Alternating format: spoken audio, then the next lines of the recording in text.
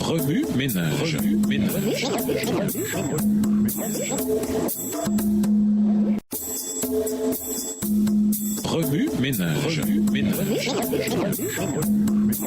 Bienvenue dans votre émission Remue ménage. Nous voilà à la leçon de mardi. Investiguer. Prophète dans les derniers jours.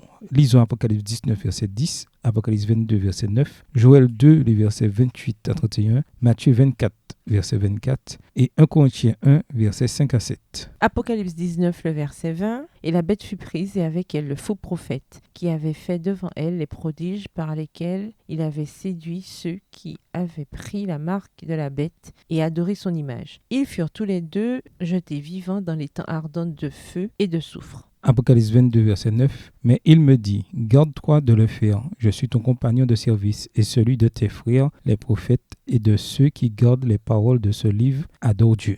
Joël 2, les versets 28 à 31. Après cela, je répandrai mon esprit sur toute chair. Vos fils et vos filles prophétiseront, vos vieillards auront des songes, et vos jeunes gens des visions. Même sur les serviteurs et sur les servantes, dans ces jours-là, je répandrai mon esprit. Je ferai paraître des prodiges dans les cieux et sur la terre, du sang, du feu et des colonnes de fumée. Le soleil se changera en ténèbres et la lune en sang, avant l'arrivée du jour de l'Éternel, de ce jour grand et terrible. Matthieu 24, verset 24. Car il s'élèvera de faux Christ et de faux prophètes. Ils feront de grands prodiges et des miracles au point de séduire, s'il était possible, même les élus. 1 Corinthiens 1, les versets 5 à 7.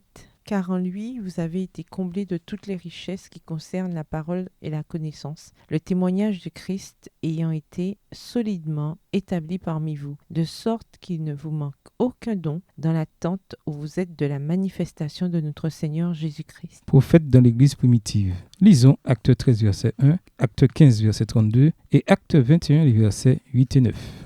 Acte 13, verset 1. Il y avait dans l'église d'Antioche des prophètes et des docteurs, Barnabas, Siméon appelé Niger, Lucius de Cyrène, Manaën, qui avait été élevé avec Hérode le tétrarque et Saul. Pendant qu'ils servaient le Seigneur dans leur ministère et qu'ils jeûnaient, le Saint-Esprit dit, « Mettez-moi à part Barnabas et Saul pour l'œuvre à laquelle je les ai appelés. » Alors, après avoir déjeuné et prié, ils leur imposèrent les mains et les laissèrent partir. Acte 15, verset 32. Jude et Silas, qui étaient eux-mêmes prophètes, les exhortèrent et les fortifièrent par plusieurs discours. Acte 21, les versets 8 et 9. Nous partîmes le lendemain et nous arrivâmes à Césarée. Étant entrés dans la maison de Philippe, l'évangéliste, qui était l'un des 7, nous logeâmes chez lui. Il y avait 4 filles vierges qui prophétisaient. Corrélation entre la loi et les prophètes. Lisons Lamentation 2, verset 9 et Ézéchiel 7, verset 26. Lamentation 2, le verset 9. Ses portes sont enfoncées dans la terre.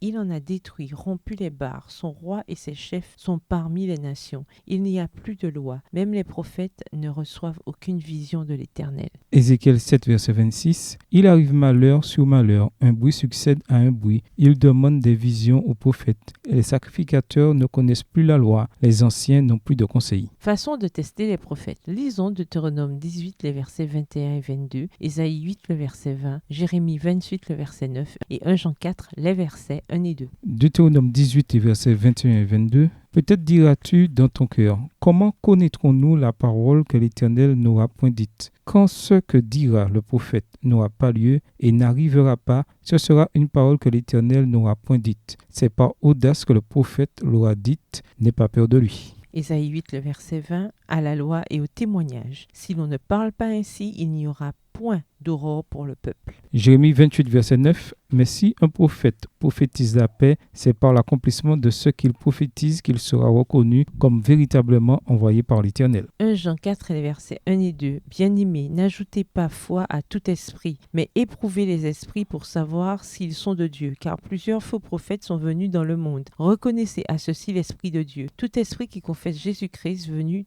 en chair est de Dieu. Remue ménage, quelle relation ces versets ont-ils avec le passage principal? Quels autres versets aux promesses vous viennent à l'esprit en rapport avec Apocalypse 12 et versets 14 à 17? Au revoir. Et à demain si Dieu veut. Remue ménage. Remue ménage.